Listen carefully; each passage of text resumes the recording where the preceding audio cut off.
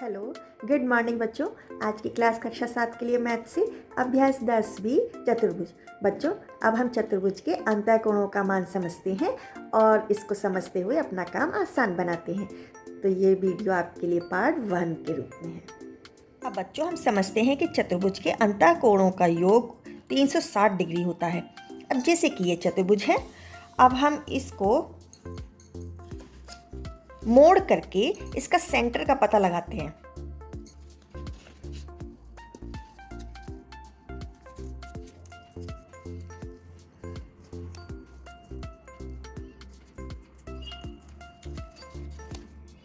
जैसे कि हमें इसके सेंटर का पता चल गया, अब हम ये इसके 4 भाग कर देंगे। ठीक है,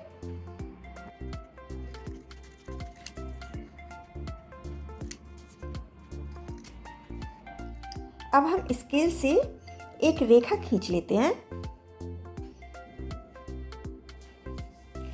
और इसका नाम ओ रख देते हैं। ठीक है, अब हम यहाँ पर कोण मिलाते हैं।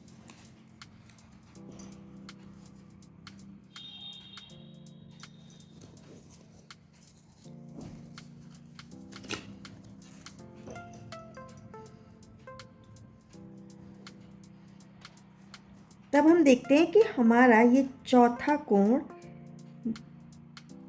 इस लाइन को ढक रहा है। ठीक है, इस लाइन पे पूरा पूरा आ गया है। तो इस तरीके से हमें पता चल जाता है कि चतुर्भुज के अंतःकोणों का योगफल 360 डिग्री होता है। ठीक है बच्चों, आया समझ? अभ्यास 10b में पहला प्रश्न है, किसी चतुर्भुज का एक कोण 60 डिग्री तथा शेष 3 अंतःकोण बराबर हैं, शेष प्रत्येक कोण की मान ज्ञात कीजिए।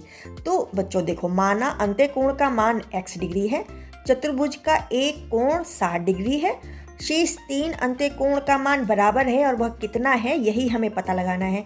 तो हम क्या कर देंगे, एक बार x लिखेंगे, दूसरी बार x, तीसरी बार x, है ना। फिर चौथा कोण कितने डिग्री का है, 60 डिग्री का है, और ये चारों कोण किसके बराबर होते हैं, 360 डिग्री के बराबर होते हैं। ये हमने अभी सीखा। तब इन सबको जोड़ दो, 1 2 3, 3x प्लस 60 डिग्री बराबर 360 डिग्री। अब ये जो 60 प्लस के साथ है, इसके बराबर के इधर जाएगा तो माइनस में बदल जाएगा। तो 3x बराबर 360 डिग्री में से ये 60 डिग्री घटा देंगे, कितना बचेगा, 300 डिग्री। ठीक है, अब ये 3x के साथ गुणा में है, कोई निशान नहीं है तो यहाँ पर गुणा का निशान है। अब बराबर के इधर लेके जाएंगे तो वो भाग में बदल जाएगा। तो 300 में अब 3 से भाग लगा दो, 3 एकम 3, 3 एकम 3 और एक ये जीरो, ये जीरो, कितना आ गया, 100 डिग्री। आंसर क्या बना, शेष 3 अंतःकोण का मान 100 डिग्री 100 डिग्री 100 डिग्री होगा। ठीक है बच्चों। अब बच्चों दूसरा प्रश्न है, किसी चतुर्भुज के दो कोण 60 डिग्री और 120 डिग्री के हैं, शेष दो कोण समान हैं, शेष प्रत्येक कोण का मान ज्ञात कीजिए। तब क्या हम करेंगे, चतुर्भुज के दो कोण 60 डिग्री और 120 डिग्री के हैं, शेष दो कोण समान हैं और वो कितने डिग्री के हैं वही हमें पता लगाना है। तो माना कि शेष दो कोण x और x डिग्री के हैं, तब क्या करेंगे, x प्लस 60 प्लस 120, ये दोनों भी ले लेंगे और ये दोनों भी ले लेंगे। ये अब चारों कोण किसके बराबर हैं, 360 डिग्री के। अब इनको जोड़ दो और इनको भी जोड़ दो, इनको जोड़ा 2x, इसको और इसको जोड़ा तो कितना है, 180 डिग्री। अब 180 डिग्री बराबर के इधर लेके जाना है, प्लस का है तो माइनस का हो जाएगा। अब तो कितना हुआ, 2x बराबर 360 डिग्री माइनस 180 डिग्री, कितना बच जाएगा, 18 दूनी 36 होता है ना, तो 180 डिग्री ही आ जाएगा।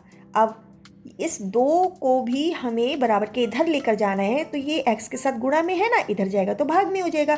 तो x बराबर 180 डिग्री बटे 2, तो भाग लगा दो, 2 एकम 2, 2 नी 18 और एक जीरो, कितना आ गया, 90 डिग्री। आंसर क्या बना, शेष दोनों कोण 90 डिग्री के होंगे। ठीक है बच्चों।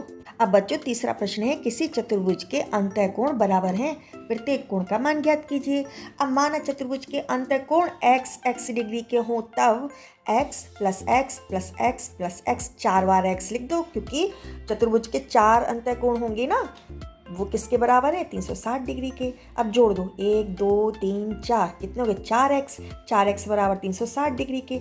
अब ये 4x के साथ गुणा में है, बराबर के इधर जाएगा तो भाग में हो जाएगा, तो x बराबर 360/4। अब भाग लगा तो 4 एकम 4, 4 नीम 36 और 1 0, कितना आ गया? 90 डिग्री। आंसर क्या बना? चतुर्भुज के अंतःकोणों का मान 90 90 90 90 डिग्री के होंगे। अब बच्चों चौथा प्रश्न है, यदि किसी चतुर्भुज के दो अंतःकोण संपूरक हैं तो शेष दो कोणों का योग ज्ञात कीजिए। तब बच्चों देखो, संपूरक कोण क्या होते हैं? वो 180 डिग्री के बराबर होते हैं। तो चतुर्भुज के दो अंतःकोण संपूरक हैं तो दोनों कितने के होंगे? 180 डिग्री के होंगे।